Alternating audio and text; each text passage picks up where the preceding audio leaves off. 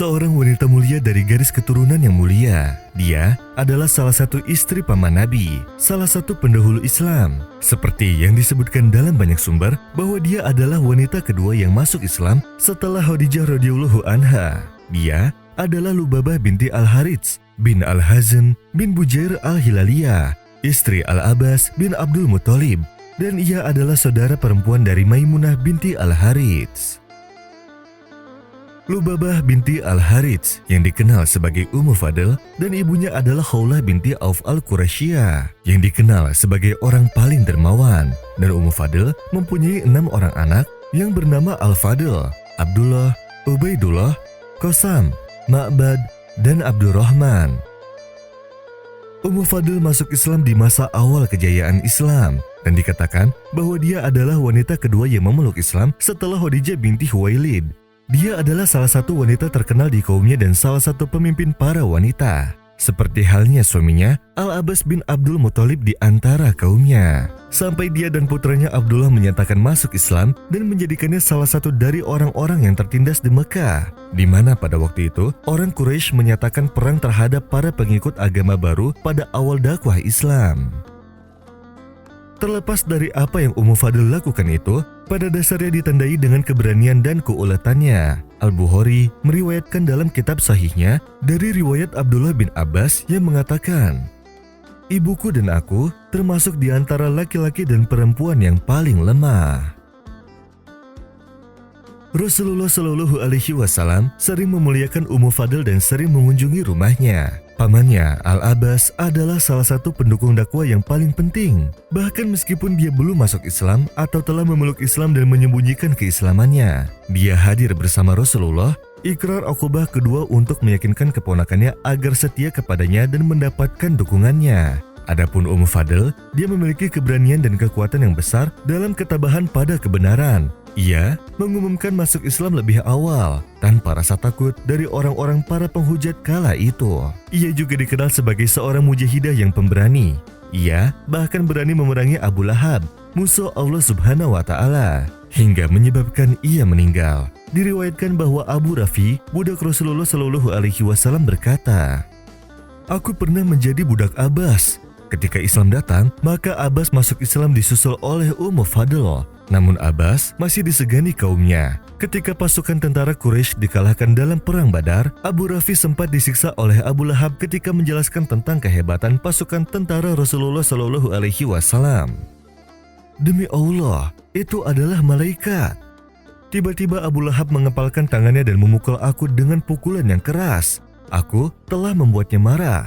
Kemudian dia menarikku dan membantingku ke tanah. Selanjutnya dia duduk di atasku dan memukuliku sedangkan aku adalah laki-laki yang lemah," tutur Abu Rafi. Melihat tindakan keji Abu Lahab itu, berdirilah Ummu Fadl mengambil sebuah tiang dan batu, kemudian dipukulkannya kepada Abu Lahab, sehingga melukainya dengan parah.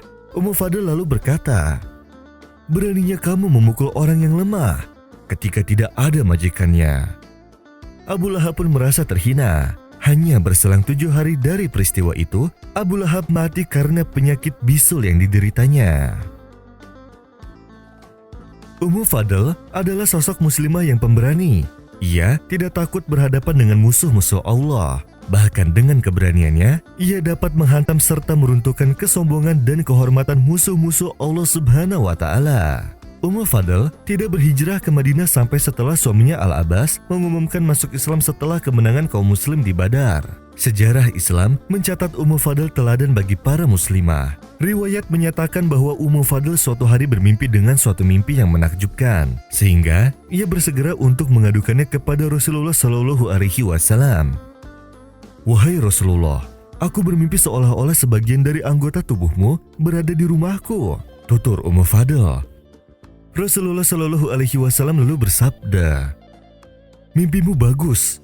Kelak Fatimah melahirkan seorang anak laki-laki yang nanti akan engkau susui dengan susu yang engkau berikan buat anakmu, yaitu Qasam." Tidak berselang lama Fatimah melahirkan Hasan bin Ali yang kemudian diasuh oleh Ummu Fadl. Ia berkata, "Suatu ketika aku mendatangi Rasulullah dengan membawa Hasan. Rasulullah segera menggendong dan mencium bayi tersebut. Namun tiba-tiba bayi tersebut mengencingi Rasulullah Shallallahu Alaihi Wasallam. Lalu Nabi Shallallahu Alaihi Wasallam bersabda, "Wahai Ummu Fadl, peganglah anak ini karena dia telah mengencingiku." Ummu Fadl berkata, "Maka aku ambil bayi tersebut dan aku cubit sehingga dia menangis."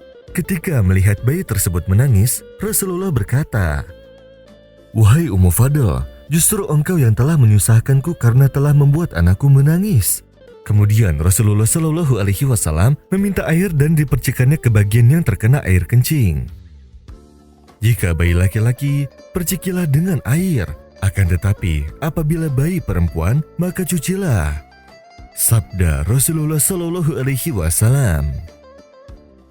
Ummu Fadl pun termasuk muslimah yang tutur berjasa meriwayatkan hadis. Ia mempelajari hadis asyarif dari Rasulullah.